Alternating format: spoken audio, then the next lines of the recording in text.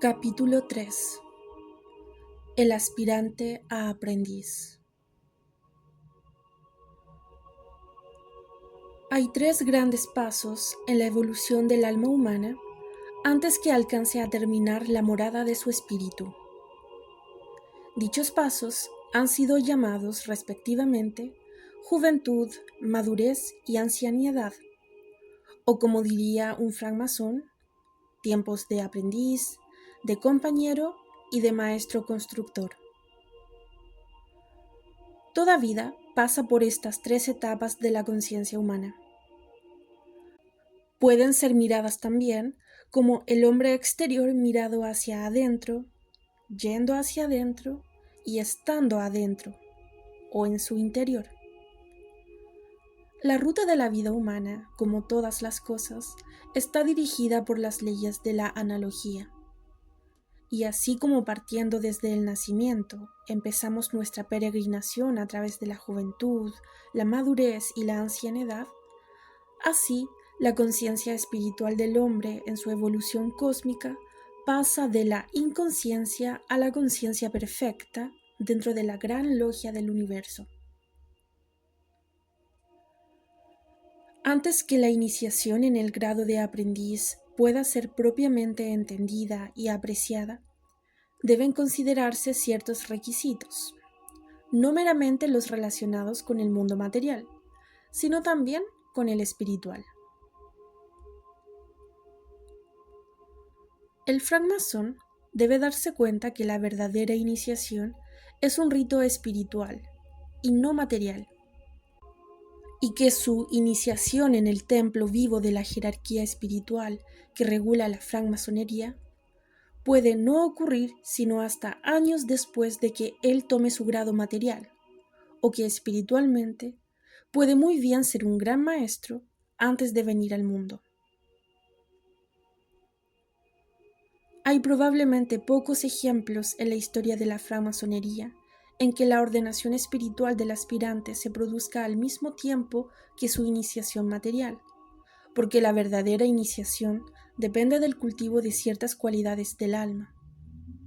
Un asunto individual y personal que se ha dejado enteramente a la voluntad del masón místico y que debe conservar en silencio y a solas. El recinto del tabernáculo entre los antiguos judíos fue dividido en tres partes: el recinto exterior, el lugar sagrado y el Sancta Sanctorum. Esas tres divisiones representan las tres grandes divisiones de la conciencia humana. El grado de aprendiz es adquirido cuando el estudiante manifiesta su intención de trabajar la ruda arcilla, que extrae de la cantera y prepara para el gremio de compañeros. En otras palabras, el primer grado es de preparación. Realmente es un paso material que se relaciona con cosas materiales, porque la vida espiritual debe descansar sobre cimientos materiales. El 7 es el número del aprendiz, porque se refiere a las 7 artes liberales y ciencias, y estos son los poderes con que el aprendiz debe trabajar antes de merecer la distinción de avanzar a grados más altos.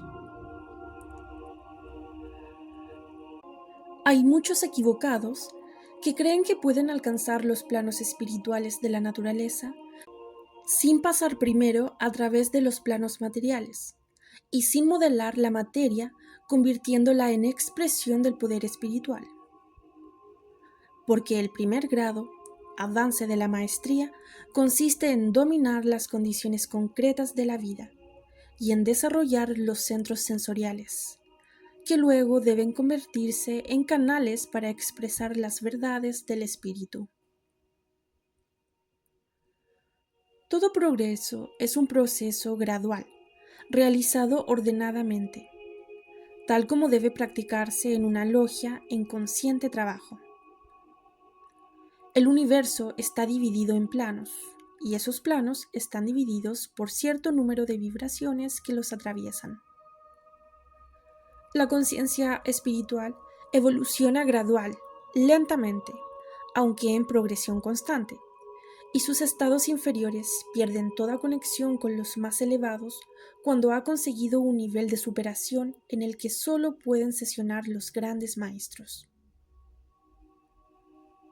Este estado de supraconciencia, región desconocida incluso para el maestro francmasón, finalmente retorna de nuevo a la jerarquía espiritual de la que proviene. Acción es la palabra clave del aprendiz de una logia. Todo progreso es el resultado del ejercicio y de la intensificación de la vibración. El cuerpo humano se fortifica mediante ejercicios musculares, y por medio de las 7 ciencias y artes liberales, la mente humana recibe cierto impulso que a su vez estimula ciertos núcleos internos de la conciencia. Estos centros de conciencia, gracias a un mayor desarrollo, darán después una más amplia expresión a aquellos poderes internos. Pero el aprendiz tiene como primer deber el despertar tales poderes, y tal como la juventud, de la cual es un símbolo, sus ideales y trabajos deben circunscribirse estrictamente a lo concreto. Para el aprendiz, el compás se encuentra bajo la escuadra.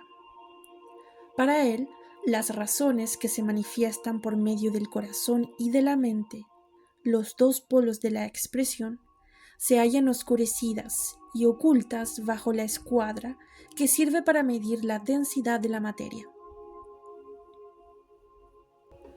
Aunque él no conoce el porqué, su trabajo consiste en seguir las directivas de aquellos de mayor sabiduría que la suya. Pero como resultado de la aplicación de energía por medio de acciones y reacciones, lentamente construye y desenvuelve los poderes de discriminación y discernimiento y el vigor de carácter que caracteriza el grado de compañero. Es obvio que la ruda arcilla simboliza al cuerpo.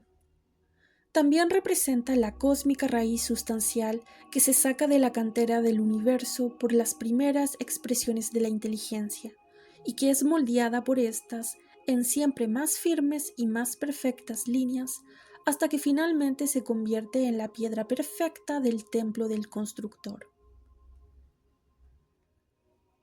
¿Cómo puede manifestarse auténticamente la emoción a través de la forma? ¿Cómo puede la mente manifestarse hasta que las arduamente evolucionadas células del cerebro, hechas de materia, lleguen a alcanzar su calidad orgánica para formar el campo de trabajo sobre el cual puedan basarse las demás cosas? Todos los estudiosos de la materia humana se dan cuenta de que cada expresión del ser humano depende de la calidad orgánica que éste posea, de que en cada cosa viviente esta es diferente y que la creciente perfección de esta materia es indicio cierto de adelanto mental, físico y espiritual. Gracias a las reglas del oficio, el aprendiz debe hermosear su templo, debe construir en sí mismo, por sus pensamientos, por sus actos, por el deber de sus manos y las herramientas que le han sido dadas, ciertas cualidades que hacen posible su admisión en los más altos grados de la logia espiritual. Sabemos que el bloque rectangular inanimado es símbolo de la tumba. También es bien sabido que el aprendiz es incapaz de mover la piedra o de transformarla en una cosa más alta o más grande, pero es un privilegio que le pertenece el purificar y glorificar esa materia y comenzar la gran tarea de prepararla para una más alta misión. Pocos se dan cuenta de que dado que el universo está compuesto por individuos en diversas etapas de evolución, la responsabilidad es por lo tanto individual, y todo lo que el ser humano desee obtener debe construirlo y mantenerlo por sí mismo. Así, Si el ser humano ha de utilizar sus cuerpos más sutiles para el propósito para el cual fueron creados, entonces debe tratarlos adecuadamente, para que sus cuerpos sutiles estén en buenas condiciones y les sean de ayuda en la gran obra para la cual él se está preparando. La cantera simboliza el ilimitado poder de la naturaleza. Representa prácticamente el infinito campo de la oportunidad humana. Simboliza las sustancias cósmicas de las que el ser humano debe escoger las piedras para su trabajo. En esta etapa de su evolución, el aprendiz obtiene el privilegio de escoger las piedras que él desea pulimentar durante sus progresos en la logia, ya que en tal momento él representa a la juventud escogiendo su propia tarea. Representa al ego humano, que en la aurora de los tiempos seleccionó muchos bloques y muchos cubos y piedras de la gran cantera. Así, esas rudas y quebradas piedras que no llegan a calzar en nada son los poderes parcialmente evolucionados y dúctiles con los cuales el aprendiz labora. En el primer periodo debe escoger los materiales, y aquellos materiales que no escogió nunca podrá pulimentarlos. Durante la involuntaria etapa de la conciencia humana, el aprendiz era el ser humano que tuvo que trabajar con aquellos rudos bloques, buscando las herramientas y el poder suficiente para pulirlas. A medida que evoluciona a través de los tiempos, obtiene las herramientas y cósmicamente pasa al grado de compañero, en que trabaja su arcilla de acuerdo con los planes trazados con un fin determinado. De aquella ruda e informe arcilla obtiene solo 3 dimensiones, que representan a los 3 malvados de la leyenda de Hiram Abiff, que en aquella etapa resultan los destructores de la 4ª vida dimensional, oculta dentro de la fea y mal moldeada piedra. La última clave del aprendiz es la del servicio. El aprendiz no puede preguntar el por qué. Él no sabe el cómo. Su obligación es hacer, actuar, expresarse a sí mismo de alguna manera, constructivamente si es posible, pero aún infructuosamente y hasta en forma negativa si precisa, por cuanto cualquier cosa es mejor que no hacer nada. Sin acción, su gran tarea se pierde. Sin herramientas, simbolizadas por el cuerpo, no puede actuar en ninguna forma organizada. Consecuentemente, es necesario dominar las artes y ciencias que colocan en sus manos herramientas inteligentes para expresar la energía. La belleza debe ser la nota dominante de su ideal. Con sus ideales concretos, debe tender siempre a hermosear todo lo que está en contacto con él y de lo que él forma parte, de modo que el trabajo de su mano pueda ser aceptable a los ojos de su ideal de perfección, a los ojos del gran arquitecto del universo. Su vida cotidiana, en el hogar, en la oficina, en la sociedad, junto con la compenetración de la unidad fundamental de cada uno con el todo, forma la base sobre la cual el candidato aspirante puede elevar una estructura más grande. En verdad, el aspirante debe vivir la vida, resultado de lo cual es la purificación de su cuerpo, de suerte que las más sutiles fuerzas de los más altos grados puedan expresarse a través de la más exquisita sensibilidad del polo receptor que hay en sí mismo. Cuando alcanza este grado de sutileza, puede considerarse espiritualmente capaz de avanzar hacia otros más elevados. Tal avance no es resultado de selección o elección, sino un proceso automático de evolución en el cual, por haber sensibilizado su conciencia por la corrección de su vida, se pone en consonancia con superiores planos de expresión. Toda iniciación es el resultado de ajustes de la vida evolutiva con los planos físicos, emotivos y mentales de la conciencia, a través de los cuales el alma se expresa. Ahora podemos considerar los requisitos espirituales de aquel que se siente místicamente atraído por la gran fraternidad espiritual que oculta tras un rito esotérico constituye el poder vivo de una logia de aprendices. Estos son: primero, es esencial que el aprendiz haya estudiado suficientemente temas de anatomía para que tenga al menos una idea general del cuerpo físico, ya que todo ese grado de aprendiz se basa en el misterio de la forma. El cuerpo humano es la más alta manifestación de la forma que el aprendiz es capaz de analizar. Consecuentemente, debe consagrarse al estudio de su propio cuerpo y a sus misterios y complejidades. Segundo, el aprendiz debe darse cuenta de que su cuerpo es un templo vivo, en que la divinidad ejerce y vive, y tratarlo de acuerdo con ello, porque cuando abusa de él o lo maltrata, quebranta las sagradas obligaciones que debe asumir antes de que pueda esperar entender los verdaderos misterios que encierra la orden. La ruptura de este pacto con la más alta vida que se desenvuelve dentro de él inevitablemente provoca la sanción de la naturaleza por quebranto de un equilibrio el cual ya no puede ignorar. Tercero, el aprendiz debe estudiar el problema de la manutención del cuerpo por medio del alimento, el vestido, la respiración y otras necesidades, porque todas ellas son pasos importantes en un proceso de aprendizaje. Los que comen sin moderación, visten inapropiadamente y usan solo un tercio de su capacidad pulmonar, nunca pueden llegar a tener la eficiencia física necesaria para una total expresión de la vida de acción a que aspiran. Cuarto, el aprendiz debe crecer físicamente y crecer en la expresión de cosas concretas.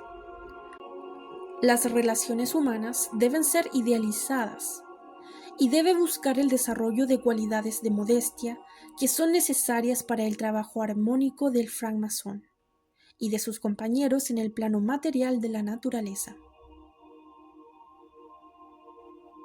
Y quinto, el aprendiz debe abolir todas las desigualdades.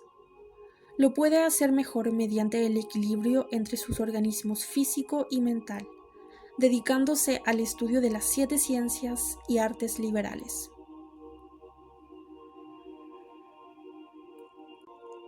Hasta que el aprendiz no sea relativamente dueño de estos principios en el más alto plano dentro de su propio ser, no puede esperar alcanzar espiritualmente, por medio de las cualidades de su propio carácter, los rayos vitalizadores del compañero. Cuando alcanza este punto, puede espiritualmente esperar ser miembro de un más alto grado, puesto que de hecho solamente entonces lo será. El francmasón debe darse cuenta de que sus más íntimas aspiraciones son el índice de su auténtico yo. Quienes disfrutan de posición social y financiera o lugar preponderante en los negocios y hacen de ellos una culminación de sus egoísmos u ostentación en el seno de la orden, pierden su tiempo y en esencia nunca han pertenecido a ella. Con su afiliación, poco daño harán a la francmasonería, puesto que de sus valores nada captarán. Agazapados en sus templos, no serán más que aburridos espectadores de una función que jamás entenderán por no tener el alma puesta en ella, ni el espíritu en condiciones de recibir su sutil beneficio. Las insignias en los relojes o en las solapas no hacen francmasones, ni tampoco la observancia de un ritual. Los francmasones deben evolucionar a través de un esfuerzo de su propia conciencia hacia superiores ideales personificados dentro de sí mismos. Sus vidas son la única insignia de su rango, más grandes que cualquiera de las creencias visibles y tangibles. Llevando esto en la mente, es posible que un alma desinteresada y esforzada se manifieste espiritual y liberalmente mancomunada en la conciencia de un aprendiz. Significa que ha dado el paso mayor en el camino de su liberación personal. Ahora, su símbolo es el de un niño sonriente, porque con la sencillez de un niño se coloca bajo la protección de una tutoría espiritual, ganoso y alegre de obedecer sus insinuaciones. Al llegar a este punto, y habiendo hecho lo mejor a su alcance en lo íntimo de su conciencia, se halla en condiciones de que los poderes supremos, por ley de reciprocidad, y actuando a su manera misteriosa, acaben hallándolo apto de recibir el segundo grado de la liberación espiritual.